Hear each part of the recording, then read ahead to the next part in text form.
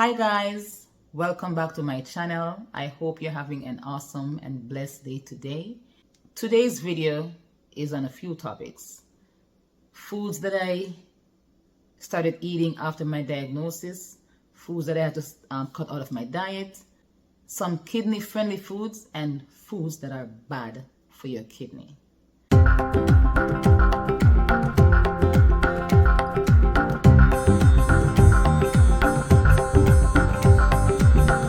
Salmon. Now this is something that I never really liked. I never really used to eat it before my diagnosis, but now I do, instead of eating the beef, which is high in saturated fats.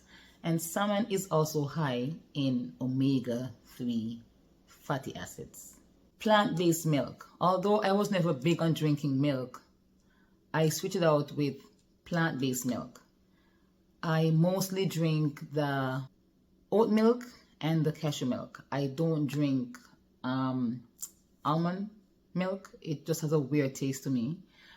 I'm still not big on drinking milk, period. But when I do, that's the type of milk that I drink. Turmeric. Almost everything that I cook, I put turmeric on with a little bit of black pepper. It's good to know that turmeric is not effective without black pepper. So the next time you use turmeric, if you do, remember to add some black pepper. Turmeric also has anti-inflammatory properties and helps to reduce inflammation. And remember that lupus leads to chronic inflammation. So it's good to add it to your diet. Mushroom. This is something that I used to hate. And I don't use that word often, but I hated it. Back home, we call it duppy umbrella. But I do eat it sometimes. I'm still not a big fan of mushrooms, but I do eat it sometimes, as it is a good source of vitamin D. And trust me, I know I am deficient in vitamin D. Some foods that I had to cut out of my diet. It's not a lot, as I was never a big eater and I don't really try different foods. But the one that was hard for me is shrimps. I love shrimps, but I had to cut it out of my diet as it was a trigger for me, and it also caused mouth ulcer. That was a really bad experience that I had. And you would think that after that bad experience, I wouldn't eat it anymore. Nope. I went back and had more. But it didn't hurt me as bad as before. But now I just stay away from it. It's not worth me paying the price just because I love something that I know is bad for me. The next one is tomatoes. I would eat tomatoes raw, just by itself before. But ever since my diagnosis, I realized that it triggers me. It doesn't matter if I cook it, eat it raw, it's just a trigger. So I stay away from it as much as possible. Sometimes I will eat it because it depends when we cook. Well, I don't really use tomatoes, but my husband does. And he will put it in, and then, it will, a little piece here and there. But for the most part, that's something I try to avoid at all costs. And that's basically it. Well, apart from processed foods, which is still a little bit hard, because when I'm away from home, I tend to snack on junk. But I don't do it a lot, to be honest. But it's still a work in progress. One day I'll get there. No processed food. One day. So let's talk about lupus nephritis. So this is a serious complication of lupus. It is kidney disease, and it affects about 60% of people living with lupus. Some key points of lupus nephritis. Autoimmune nature. With lupus nephritis, the immune system attacks the kidneys, causing inflammation and damage to the renal tissues. This can lead to various kidney problems, such as proteinuria, which is protein in the urine, and hematuria, which is blood in the urine and also impaired kidney function. The symptoms of lupus nephritis can range from mild to severe and may include high blood pressure, dark urine, decreased urine output, swelling in the legs and around the eyes, and flank pain. Diagnosis typically involves blood test, urine test, kidney biopsy to confirm lupus nephritis and to determine its severity. Treatment aims to control inflammation, manage symptoms, and to prevent further kidney damage. Treatments often includes medications such as immunosuppressants, corticosteroids, and medications to control high blood pressure. In extreme or severe cases, dialysis or a kidney transplant may be needed. Let's hope that it doesn't get to that. Prognosis of lupus nephritis varies depending on the severity of kidney involvement and how well it responds to treatment.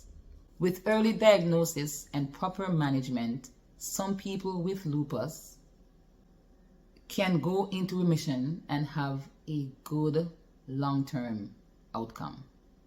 It's also good to keep in mind that in severe cases, kidney damage can progress in end-stage renal disease, which will require ongoing dialysis or a kidney transplant.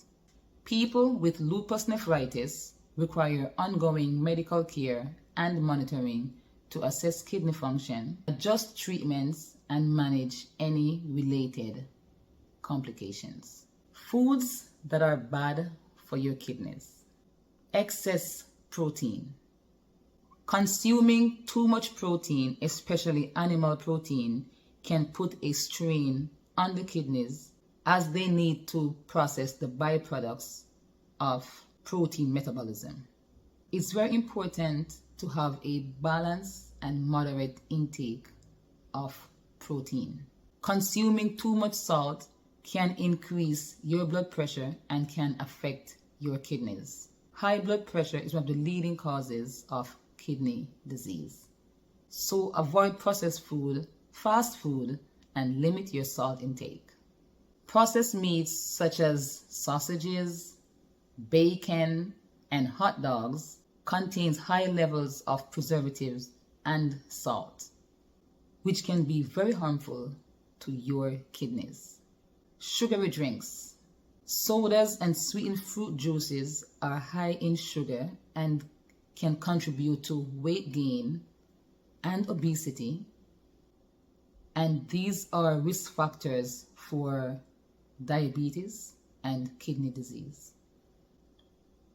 It's also good to note that high sugar intake can lead to kidney stones.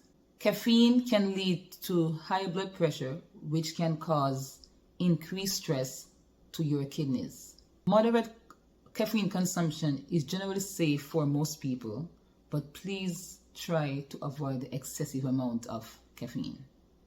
It's not good for you. Remember that moderation is key. I know it's hard for some people to just cut certain things out of their diet, just like that. But if you can limit it as much as you can, and gradually you will cut it out of your diet. For me, I don't drink coffee. I don't even know how it tastes. So that's one thing I don't have to worry about. High potassium foods.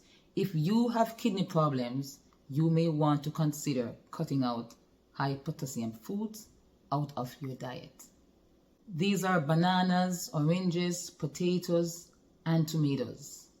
And the reason is impaired kidneys may have difficulty removing potassium from the blood. Alcohol. Excessive alcohol consumption can lead to kidney problems and high blood pressure. You see, almost everything leads to high blood pressure.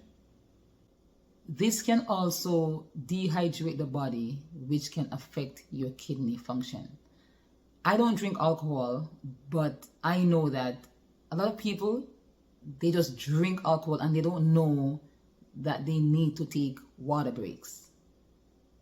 So you drink, and in between drinking alcohol, you need to drink water, because alcohol dehydrates the body. Remember that. Now, some kidney-friendly foods. Lean proteins. This includes skinless poultry, egg white, and fish. These are lower in phosphorus and protein compared to red meat. Healthy fats. Use heart-healthy fats such as olive oil and avocado oil. Also, canola oil is a good choice as well. Low sodium foods. Reduce your sodium intake by avoiding high sodium processed foods. Instead, use herbs and spices for flavor. Also, look for low sodium or salt-free products. Berries like blueberries, strawberries, and raspberries are not only delicious, but they are low in phosphorus. Cauliflower. This is low in potassium and can use in various dishes, so get creative. Cherries. These are known to have anti-inflammatory properties and can be beneficial for your kidney health. Adequate water intake. Staying well hydrated is crucial for your kidney health, so make sure you're getting the daily requirement unless otherwise advised by your healthcare provider. Apples. Apples are kidney-friendly fruit, which is a good source of fiber and is also low in potassium. So that's it for today, guys. Thank you for watching this video. Make sure to like, comment, share, and consider subscribing to this channel. And until next time, be blessed and stay blessed. And I'll see you in my next video.